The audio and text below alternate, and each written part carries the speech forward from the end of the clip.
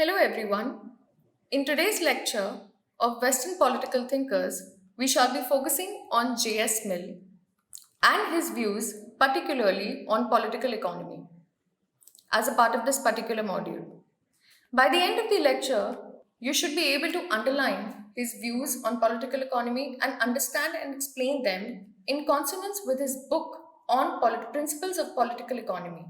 With his arguments and suggestions in perspective, you'd be able to reflect on how, being a liberal thinker, he gradually understands the importance of social welfare for the benefit of the larger society during the thriving capitalism of his time.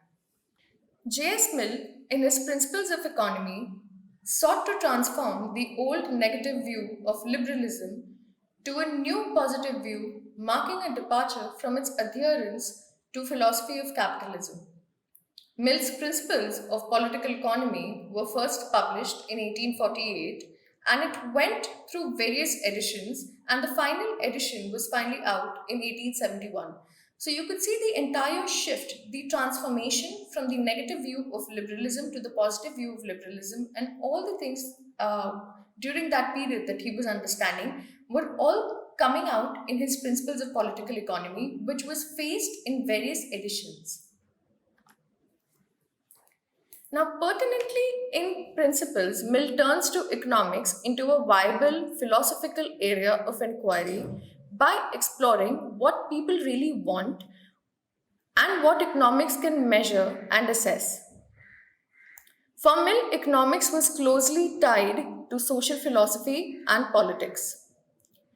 Mill does modify his generally laissez faire stance by stating that private monopolies must be prevented, the poor must be properly looked after, and the education of children must be suitably available. Mill firmly believes that it is only the well educated and therefore enlightened citizen who can help the society grow, change, and progress. Moreover, education allows the lower classes to become more socially active and responsible. One of the most remarkable facets of principles of political economy has been his call for equal rights for women. Thus, Mill advocates that women should not be barred from seeking employment in areas which are traditionally ascertained by the men. Other than gender equality, Mill also tried to accommodate various other intellectual streams which were thriving in Europe in that period, namely socialism. Mill goes on to examine the fundamental economic processes on which the society is based. Mill goes on to examine the fundamental economic processes on which the society is based in his five books, which are a part of his Principles of Political Economy. So, production, the distribution of goods, how the exchange takes place, the effect of social progress on production and distribution, and more importantly, the role of government in economic affairs. Now, his book one deals with production, wherein he goes on to identify that labor and natural objects such as land are basically the basic requisites to enable production.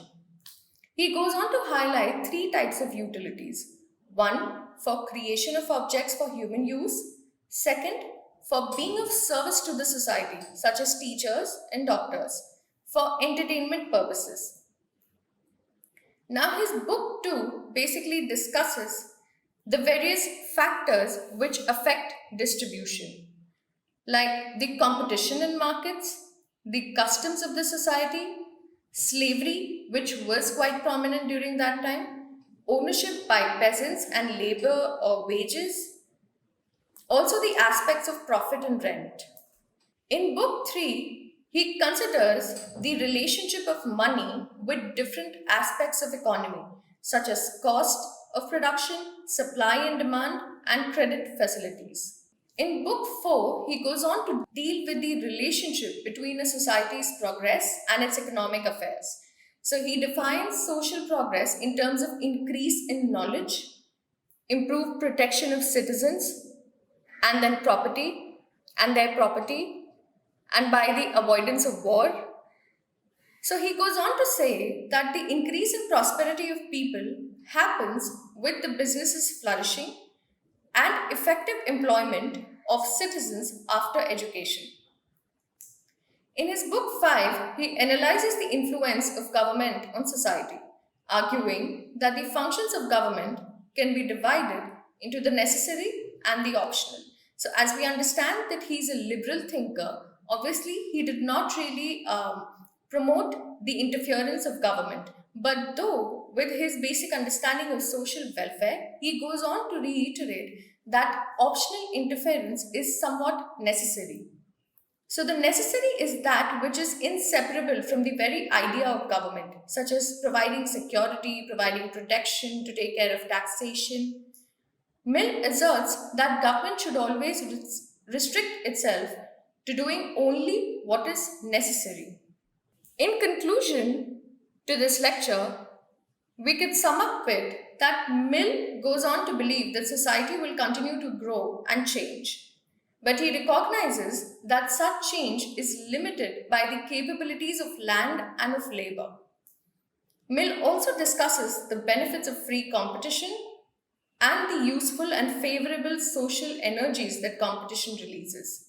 Therefore, it is important to encourage self initiative and individual responsibility.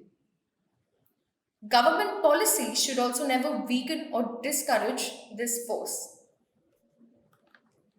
For any further references, you can refer to Sushila Ramaswamy, Subrata Mukherjee's book, A History of Political Thought from Plato to Marx, or else you could also refer to Shefali Jha, Western Political Thought from Plato to Marx. Thank you.